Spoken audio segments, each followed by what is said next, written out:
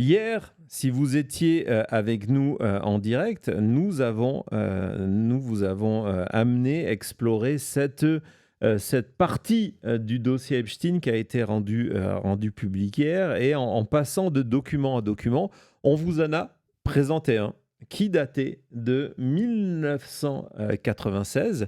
Hein, c'est celui-ci. Si vous étiez avec nous hier en direct, vous vous en souveniez qui est lié donc à Jeffrey Epstein. On voit là-haut avec le, le récit de quelqu'un qui explique que du côté de Epstein, on l'a menacé, cette personne-là, de venir brûler son domicile. Hein, c'était ça. Et puis aussi le fait que il y avait toute une autre série de menaces et tout un épisode autour de photographie. Ce document, c'est un document historique.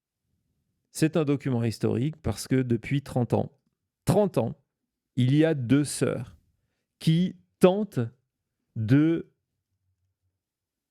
faire sortir la vérité sur l'affaire Epstein et de raconter leur histoire.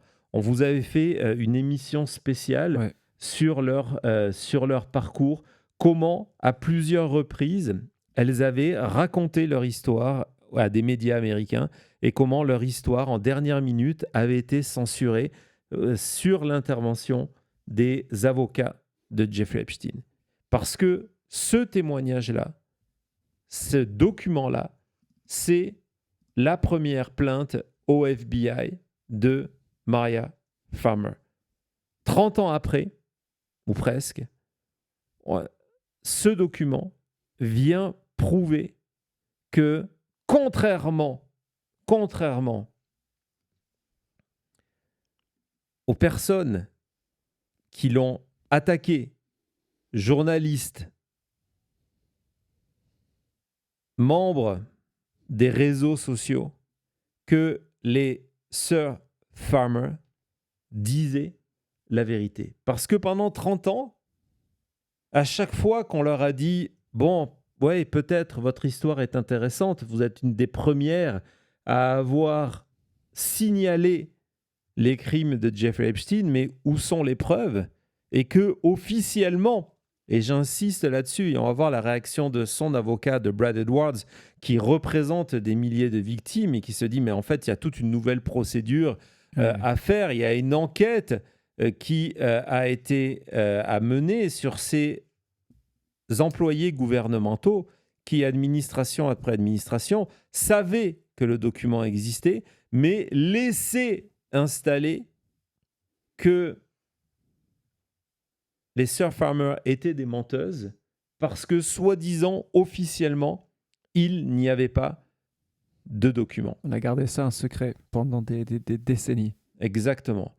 Et donc, hier, sur les médias américains, il y avait Annie Farmer qui était présente sur les plateaux pour revenir sur ce parcours-là et combien cette publication du document était extrêmement important pour elle. There is one person. It's a heavy day, a momentous day, but a heavy day, a heavy week. How are you feeling? There was a lot of anxiety coming into today for many of us survivors and that have been involved in this process. But I have to say, it has been an emotional day in a way that I was not expecting. My sister Maria Farmer reported Epstein and his crimes in 1996. We've been saying that over and over again. And part of what was released today was an official FBI form, and I think it was an FD 71, dated September 3rd, 1996, with some of my sister's report. It was labeled under child pornography, and it described Epstein stealing photos of myself at the age of 16, of my younger sister, who was 12 at the time. And just to see it in writing and to know that they had this document this entire time, and how many people were harmed after that date, it just, we've been saying it over and over, but to see it in black and white that way has been very emotional. I'm with Maria today. I know she felt a tremendous amount of relief and redemption, but also sorrow in thinking about people like Virginia Roberts Giuffre who are not here to see this and be a part of of really forcing the government to be transparent finally about this case. So Annie, I mean, I'm just so people know this is the document that you're talking about. It is the 1996 complaint that your sister made to the FBI about Epstein. She alleged that he stole nude and partially nude photographs of her underage sisters, constituting child pornography. And as we know, law enforcement failed to act on that complaint in 1996. 1996. 1996. Nous sommes en 2025. 1996. Il a fallu attendre 10 ans pour que Epstein soit arrêté du côté de la Floride, dans les conditions dont on vient de vous parler, et il a fallu attendre 2019 pour qu'il soit inculpé au niveau fédéral. Alors que depuis 1996, il y avait ce témoignage-là, il y avait ce document qui existait. Ce document, c'est que le premier, parce qu'en 2006, et ce document, le document 2006, il n'a pas été rendu public. Donc rien que ça, c'est la preuve aussi qu'il y a une deuxième partie. Parce que si on croit les sœurs Farmer par rapport à 1996, il faut les croire par rapport à 2006. Lorsqu'elle dit en 2006, le FBI m'a rappelé.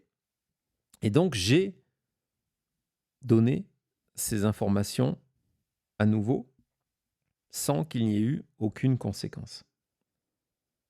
Pourquoi les sœurs Farmer ont eu autant de difficultés à prouver la vérité et pourquoi ces dernières années, les sœurs Farmer, du côté des soutiens de Donald Trump, ont toujours été pointées du doigt comme étant deux menteuses. Il faut utiliser les termes comme étant deux menteuses.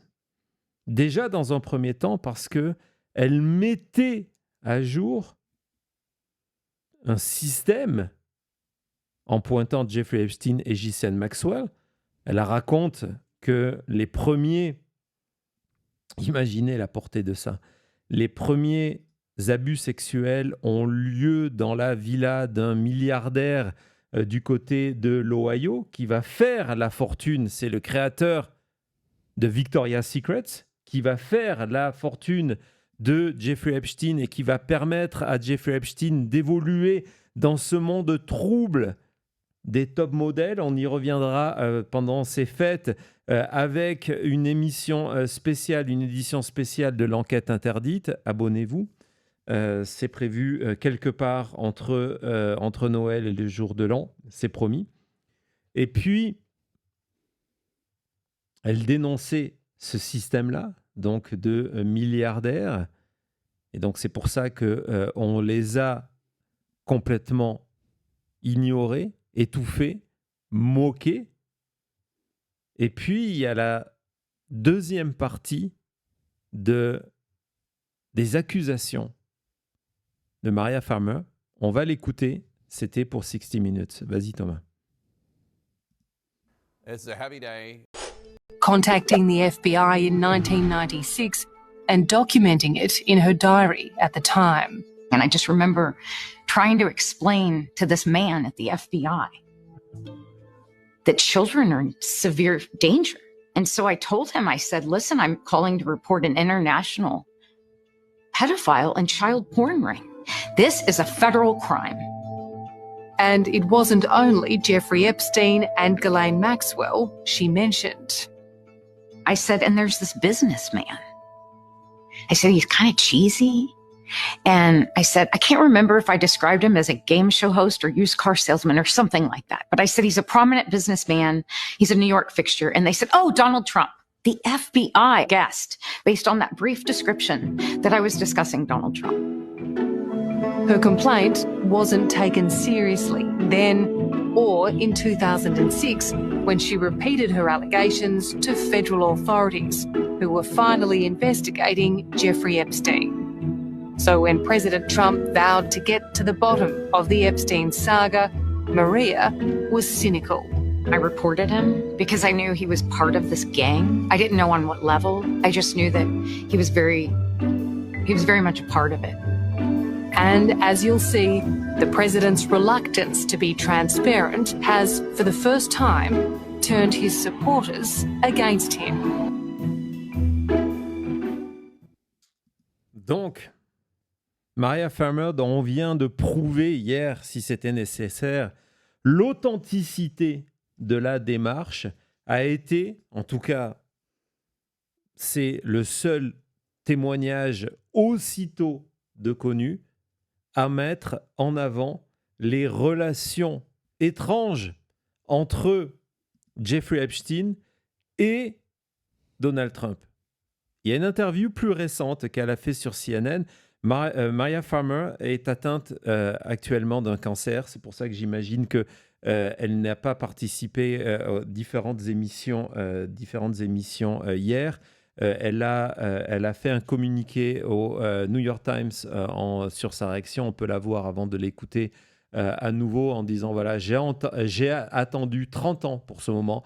J'ai du mal à y croire. Ils ne peuvent pas me traiter de menteuse maintenant. C'est une honte. Ils sont responsables d'avoir blessé toutes ces petites filles et c'est cette partie qui me dévaste, le fait qu'elle a signalé dès 1996 les crimes sexuels de Jeffrey Epstein et elle n'a pas été crue, elle n'a pas été écoutée.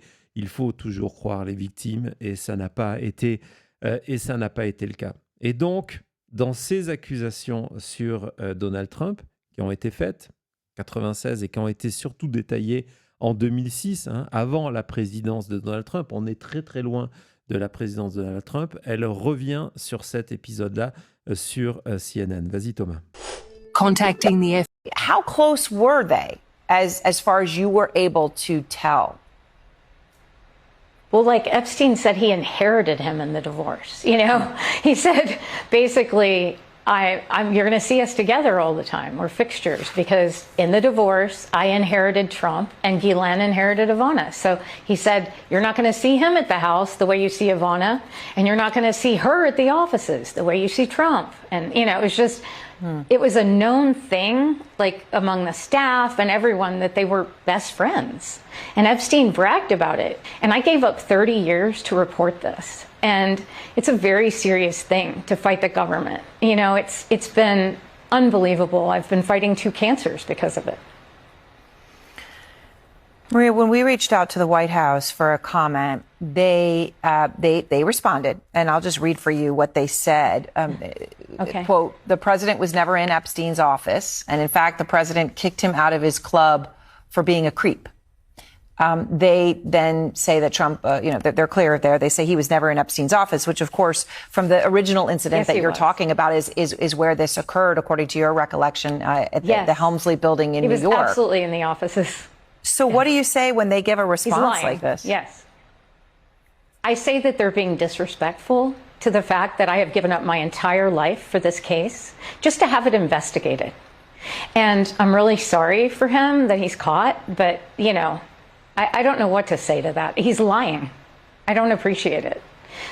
He was absolutely at the offices, and it was 9 o'clock at night. I thought it was inappropriate. But also, they were best friends at the time.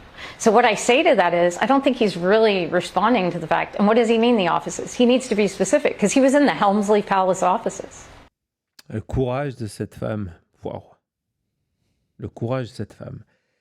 Donc, vous voyez que l'été dernier, encore, lorsque justement elle avait décidé de prendre un avocat et de poursuivre le gouvernement américain pour forcer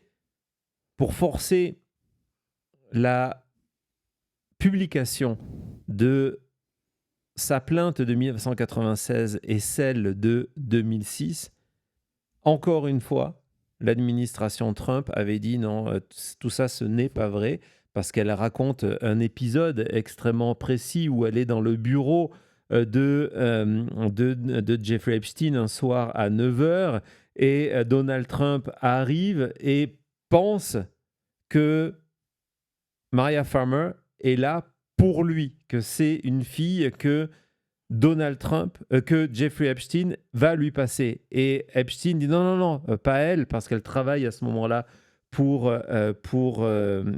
Epstein, et lui dit, et il l'amène dans une pièce à côté. Et donc, vous voyez que l'été dernier, encore, par proxy, elle était accusée de mentir. Aujourd'hui, et c'est pour ça que lorsque je vois passer des informations du côté français en vous disant il n'y avait absolument rien d'intéressant dans le dossier Epstein hier, il y a l'absence de beaucoup de choses qui est intéressante. Des fois, ce qui est intéressant, c'est pas ce qui y est, mais c'est ce qui n'y est pas. Et puis, il y a la preuve que depuis 30 ans et 2 cancers, Maria Farmer et Annie Farmer disaient la vérité. À tout de suite.